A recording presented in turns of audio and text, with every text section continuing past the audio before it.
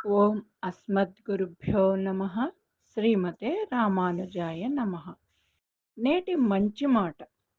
మనిషిని ఆహ్లాదపరిచే సాధనం ఏమిటి అంటే మధురంగా మాట్లాడడం. దీనిని మించి చల్లదనం ఇచ్చే మరొక సాధనం ఏమీ లేదు. తాపత్రయంతో తల్లడిల్లిపోయే మనిషికి సేద తీర్చేది మంచి మాట, చల్లని మాట, మధురమైనది మాట. దానికి ఉన్న ప్రభావం మరి దేనికి లేదు అంటున్నారు మన పెద్దలు. అలాగే భగవద్దత్తమైనటువంటి చల్లదనాన్ని కలిగించేటువంటి వస్తుజాతం మనకి చాలా ఉన్నది. ముఖ్యంగా చంద్రుడు తాలూకు కిరణాలు తాపమును పోగొట్టి ఆనందాన్ని కలిగిస్తాయి. కానీ చంద్రుడు కూడా మంచి మాటకు ఉండే ప్రభావం లేదు అని అంటున్నారు. సరే, చంద్రుడు పెరుగుతూ, తరుగుతూ ఉంటాడు. ఎప్పుడూ వెన్నెలని ఆస్వాదించడం సాధ్యం కాదు. కానీ అలాగే చల్లని నీటిలో హాయిగా మునిగి స్నానం చేస్తే తాపం చల్లారుతుంది కదా! అంటే సలిలం అంటున్నారు. అంటే సలిలం నీరు కూడా ఆ ప్రభావం కలిగినది కాదు. అలాగే చందన రసం ఉన్నది కదా!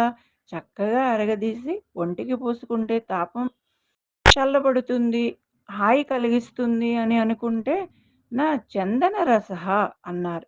చందన రసమునకు కూడా మాటకు ఉన్న ప్రభావం లేదు. తాపమును పూర్తిగా చల్లబరచలేదు.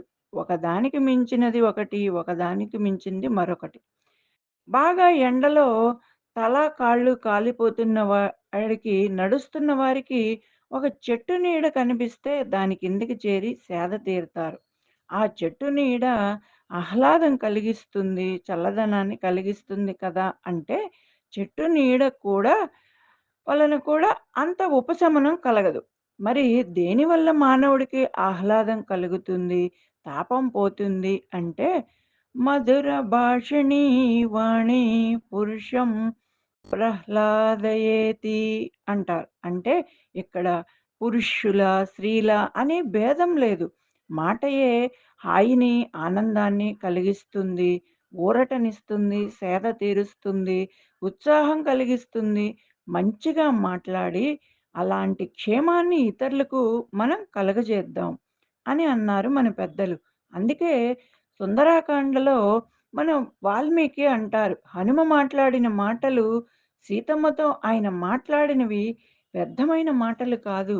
సీతమ్మ తల్లికి మనస్సు తేలికపరిచే విధంగా మాట్లాడారు. ఈ విధంగా వాగ్భూషణమే మహాభూషణం అంటారు. ఇలా ఎవ్వరి మనసులను నొప్పించకుండా మనం మధురంగా మాట్లాడాలి. జై శ్రీమన్నారాయణ.